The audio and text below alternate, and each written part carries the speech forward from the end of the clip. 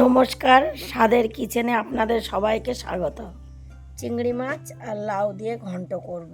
তার জন্য নিয়েছি চিংড়ি মাছ, লাউ, সাদা তেল, লবণ, হলুদ, কাঁচা লঙ্কা, টমেটো আর ফোড়নের জন্য নিয়েছি শুকনো লঙ্কা, তেজপাতা, পাঁচফোড়ন আর চিনি।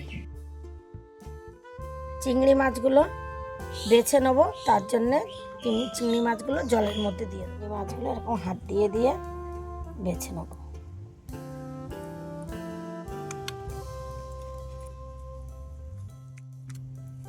চিংড়ি মাছ কাটা হয়ে গিয়েছে, লাউটা কেটে নেব। লাউয়ের খোসাটা ছাড়িয়ে নেব।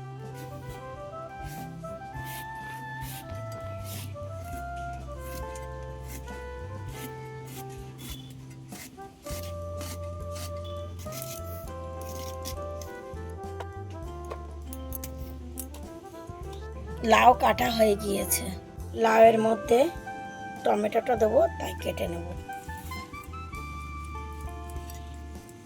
কড়াটা বসিয়ে দেবো। চিংড়ি মাছটায় লবণ আর হলুদ দিয়ে মাখিয়ে নেব। কড়াইতে তেল দিয়ে দেবো।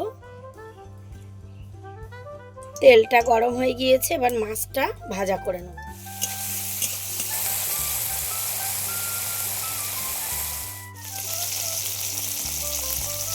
মাছটা ভাজা হয়ে গিয়েছে, আমি তুলে নেব।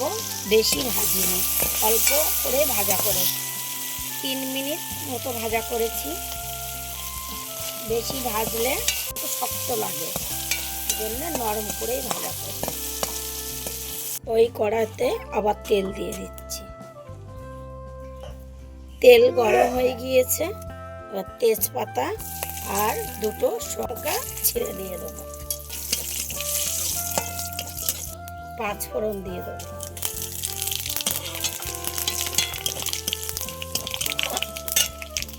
লাউগুলো দিয়ে দেবো।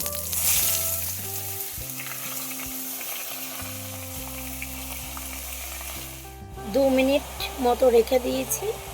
তারপরে একটু লবণ দিয়ে দিচ্ছি, হলুদ দিয়ে দিচ্ছি। লবণ হলুদ দিয়েছি, তারপরে ঢেকে দেবো।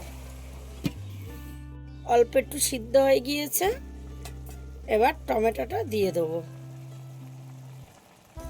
2 মিনিট মতো সিদ্ধ হয়ে যাওয়ার পরে টমেটোটা দিয়ে দেবো আর ভেজে রাখা চিংড়ি মাছটা দিয়ে দেবো। একটু নাড়াচাড়া আবার করে আবার একটু ঢেকে দেবো। ঢাকা দিয়ে রেখে দিয়েছি, এবার দেখবো কতটা সিদ্ধ হয়েছে।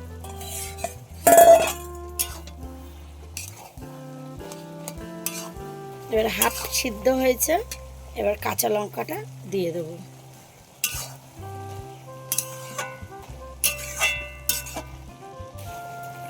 এতে একটু ধনের গুঁড়ো দিয়ে দেবো। ওটা দিয়ে ভালো করে নেড়ে চেড়ে দিয়ে আবার ঢেকে দেবো।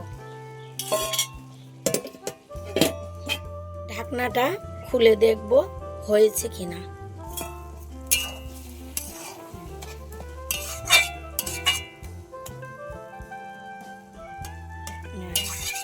হয়ে গিয়েছে, লাউ ঘন্টটা হয়ে গিয়েছে, এবার নামিয়ে নেব।